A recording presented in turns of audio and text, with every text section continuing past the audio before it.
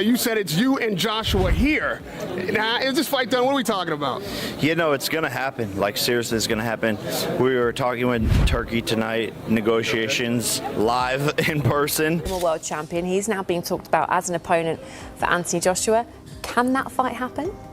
I think the fight can absolutely happen. I'm looking at it as Jake versus Joshua, which is quite biblical and it's quite impactful in many ways. Reports confirm that the highly anticipated Jake Paul vs. Anthony Joshua fight is officially on track for January 2026. Sources reveal that serious negotiations are underway for this massive crossover clash. Jake Paul's manager, Nikisa Madarian, has acknowledged that initial discussions have begun with Anthony Joshua's team and promoter Eddie Hearn. Saudi boxing power broker Turki Al-Alshik is reportedly leading efforts to bring the event to life. Potential venues being considered include Wembley Stadium, as well as various locations across the United States and the Middle East. In terms of those active discussions, how far have things progressed? Is it something that you can see happening next for Jake and for AJ?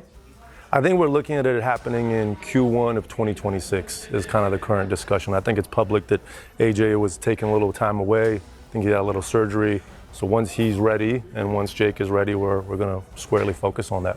There are some concerns, aren't there, within the boxing world about Jake fighting someone as powerful as AJ. How much of a worry is that? We saw what he did to Ngannou. So power is obviously the last thing to go. So obviously AJ has a ton of power and he's still fairly young.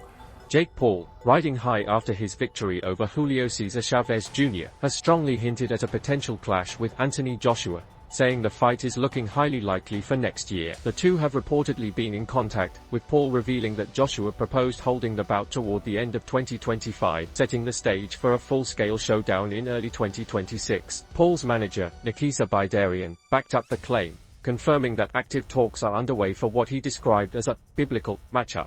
Now, I know you're after a world title, but if that doesn't materialize, I know the Tommy Fury name has been floated about. Is there any other fighters who may not be world champions that you're looking to face? Yeah, I mean, Anthony Joshua. I think that's the main one that, we've talked a lot about is if it's not for the title, it's looking at Tommy, if he's reasonable, and then Anthony Joshua. And he's adamant that he wants to make that fight happen at the end of 2026. Anything's possible. And so I like the challenge. People, that's the criticism. Fight someone in their prime who's a beast. I think people just want to see me lose. That's really what the message is behind it all. And Anthony Joshua is an insane fight, but I want that challenge. We've been DMing back and forth. He wants to make it happen. He called me up, and it's looking very likely for next year. Jake Paul is backing up his bold challenge with real momentum, declaring that a massive showdown with Anthony Joshua is exactly what he wants next after defeating Julio Cesar Chavez Jr. He directly called out Joshua on his podcast and reinforced that message after the fight, firmly stating that Joshua is his top target, making it clear he's serious about shaking up the heavyweight division. I want to fight Anthony Joshua, exclusive, because I know that I will beat Anthony Joshua. I know I will got knocked out, right? Yeah. He doesn't have a chin, and he has no skill, and he's stiff. And I love you, Anthony. We're friends. But I want to fight you. I will beat Canelo. I will beat a lot of people. I will not beat David Benavidez. Jake Paul maintains that a potential showdown with Anthony Joshua would be a major win for boxing, claiming it would inject fresh energy, attract new fans, and draw massive global attention. He's described himself as a breath of fresh air for the sport and said legends like Joshua, Tyson Fury, and Manny Pacquiao have acknowledged the excitement he brings. Paul emphasized that boxing needs a revival, and his mainstream popularity helps pull in younger audiences who might not typically follow the sport in its traditional form. But you said it's you and Joshua here. Now, is this fight done? What are we talking about? You know, it's going to happen. Like, seriously, it's going to happen. We were talking with Turkey tonight, negotiations live in person, which are always fun. But it's going to happen, and it's just such an exciting fight that crosses the whole globe. When you ask a lot of people about certain boxers, they don't know their names. And everywhere I've been going, I just talk about Anthony, and I don't have, I'm global. So it's just such a good fight for the sport of boxing. And people will think I will die, but I will show them why I can rise against all odds and beat him. Everyone's been wanting to see happen. Who will be the king of the United Kingdom? And who will be the queen of the United... Too soon?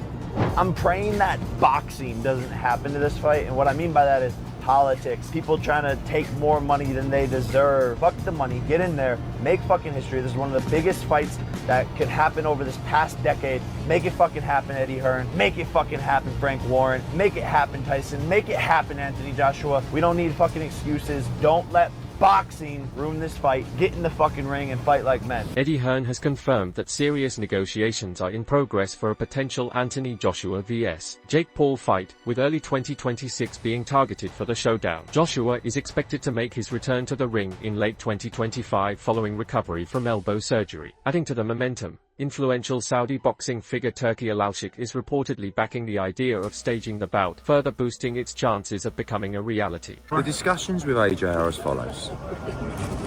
We will be ready to fight November, December. We are planning life without Jake Paul. But if that is for real, of course, we take that fight in a heartbeat. I don't just think Jake's doing it just purely for publicity, but at the same time, will he actually do it? We'll find out soon, but we're up for it.